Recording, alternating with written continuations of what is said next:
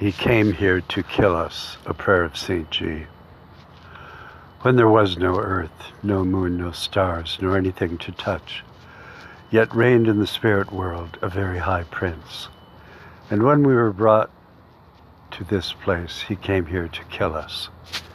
He made fun of us, held us in derision. For to be mocked, feet in the stocks, is great humiliation.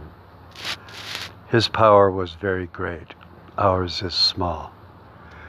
Yet took he upon himself to shame us with all indignity, dishonor, discredit, and took from us our God, the garden visits with our God. Well, he said, I am of perfect beauty, and made lamentation to all else, so that we cried bitterly, cast up dust upon our heads, and wallowed in ashes.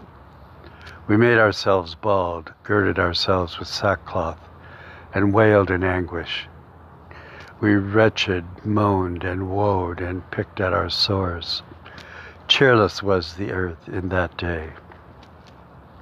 And yet we did not sense of death, only of labor and of sorrowed conception. The man to rule over the wife, and both to eat of the cursed ground, for did eat of the cursed tree. This by subtlety to bring to us death.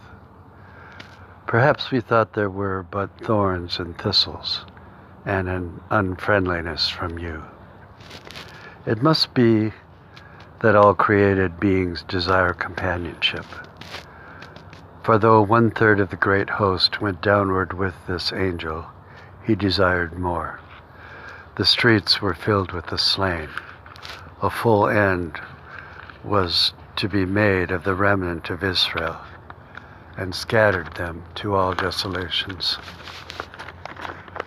But did the Lord repent and brought us hither, and took away all the detestable things, even to give new spirits to those he had elected in eternity. But death remained, for death is the very face of Satan, his heart, his language, and all the goal of his, to lie and then to murder. And see how many have fallen, these 7 billion of ours, and billions who went before.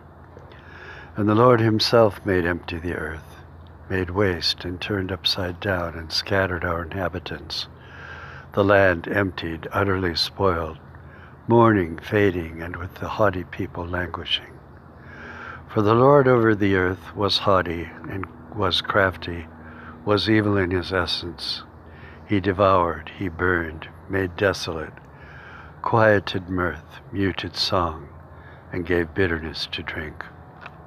All this, and yet we were alive, all men saying, these others, yes, but perhaps I will not die. What is it in us which says this can be true? It is the inherent hope of resurrection. For the Lord did say, all will be well. For it came to pass that the Lord had mercy on Jacob, on Israel, giving rest from our sorrow, and from our fear, and from our bondage. And though we yet feared death above all things, life was held out to us. Fallen from heaven by the work of Christ is Lucifer, who usurped the title Morning Star. He was thrown down like lightning, cut down to the ground. He which said, I will ascend to the heavens, I will raise my throne above the stars of God. Even he could not say above God, but only above the stars of God. Saying also, I will preside on the mountain of the gods far away in the north.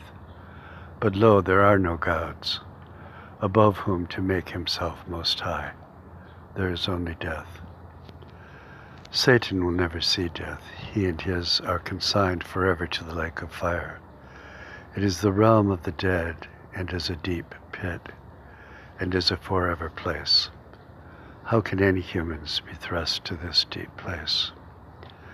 We did not understand your holiness and the perfection it permits, and to offer the only way of perfection, Jesus Christ, the Son of God. For it was a human being which destroyed Satan and destroyed death.